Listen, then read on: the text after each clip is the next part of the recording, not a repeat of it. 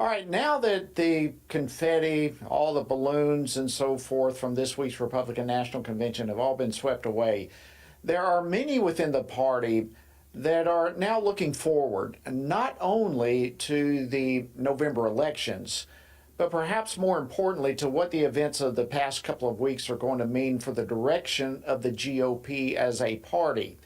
In his speech last night, former President Trump took time to mention really the hatchet that he and his team took to the 2016 as well as the 2020 Republican platforms, which included some significant breaks from party principles on issues like Israel, like marriage, the sanctity of life, which we've talked about. So what should we make of all of this? And will there be opportunities to right all of this in the future? Well, joining me now by phone to discuss this is Chad Connelly. He's the founder and CEO of Faith Wins. Chad, welcome back to Washington Watch. Always great to have you. Hey, Jody. How you doing, brother? Great to talk to you, man. Likewise, great to have you. I know you're on the road, so thank you for taking time to join us here.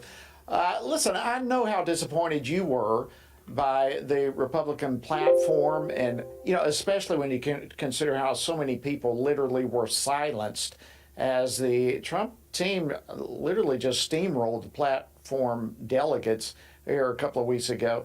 But how did all of that affect your take on the RNC overall? Well, first, it was an awesome convention. It was a very different tone. That was the fifth time I've been elected as a delegate, alternate, or state party chairman. But no doubt, this is Trump's party. I will say this. I think we're going to have plenty more bites of the apple. And the interesting thing, Jody, is I think this has always been about the consultants. I don't think this has been about President Trump as much as I would think he would not get down in the weeds this much, that they actually worked so hard to keep pro-lifers off. I think he gave some basic directives and consultants went overboard because ever since I went to my first one in '04, they've been trying to water down the platform. I don't think it's anything new. But I'll tell you, they've not thought through this very well, these brilliant consultants, because the more granular the election, the more they need evangelicals. I sent an email to my whole list of pastors throughout the country and said, look, this just proves to me we need to redouble our efforts.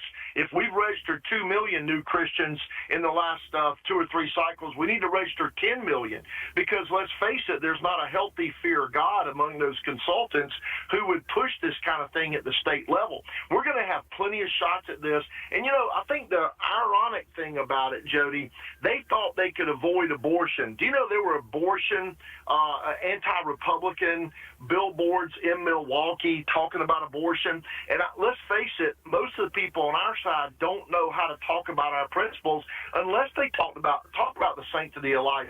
You could tell some of the speakers probably struggled with it.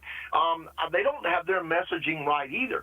The left is not going to let us ignore the life issue and the abortion issue. We should stand strong on our principles and talk about them with conviction always. Yeah, I totally agree with you. This is not an issue that can be swept under the rug or that we can pretend is going to go away. Now, whether it came from Team Trump or consultants, whatever the source in this particular convention and the platform debate in particular, the fact is that delegates were steamrolled and the agenda was forced through. What you really think that we're going to be able to turn this thing around? It sounds like you do. Well, look, we lost the battle because they rigged the game. Some of these consultants say they're against election interference, but they participated in it. And so we watched that. You're right. We got steamrolled. I think you got to live to fight another day. You fight for what you stand for. They just don't think they need us in this election. I think it's a bad miscalculation. I've been saying for a year, we're not going to run against Biden. More and more evident that we're not going to run against Biden. And this game changes. And they're going to get a bump. You're going to see every celebrity in the book come out and talk about how great their nominee, Kamala Harris, is. We know this. We've watched this rerun so many times, Jody. So, yes, we're going to get another bite at this apple, and they're going to need us. Around September, they're going to be panicking. Let's face it, this assassination attempt, which is horrible, I don't know a whole lot of Christians in mine and your world who think we can survive another 4 years of not the Biden policies, but these are lefty, progressive, Democrat policies that we're all dealing with. I don't think anybody thinks we can survive another run of this, but they're going to need us again, and they're going to need us in the House and Senate races, the down ticket races. So some of these people who pushed this for so many years, they're going to be the very ones coming back saying, why didn't you help us, or why don't you help us? They're going to forget the history of this, so absolutely we're going to get more bites of the apple. We got to be ready for it, and we got to keep working on our messaging to talk about it, but we also got to increase our numbers, Jody. Absolutely. Well, I think the vice presidential candidate, J.D. Vance, he kind of alluded to this in a speech that he gave yesterday at the Faith and Freedom God and Country breakfast, where he basically said that we still have a seat at the table. Play clip 7 real quickly.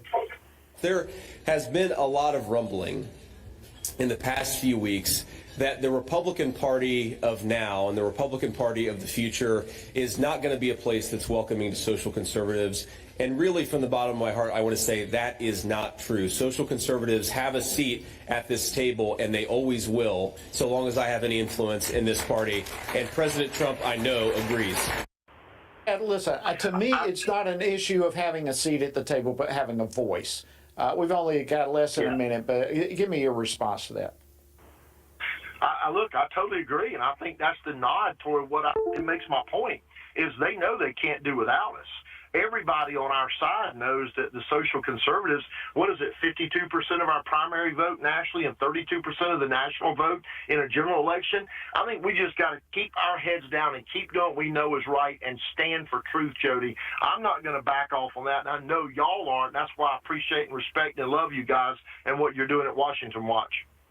Well, that goes both ways. Chad Connelly from Faith Wins, always an honor to get your insight, a privilege to work shoulder to shoulder with you. Keep the torch ablaze, my friend. Thank you for joining us.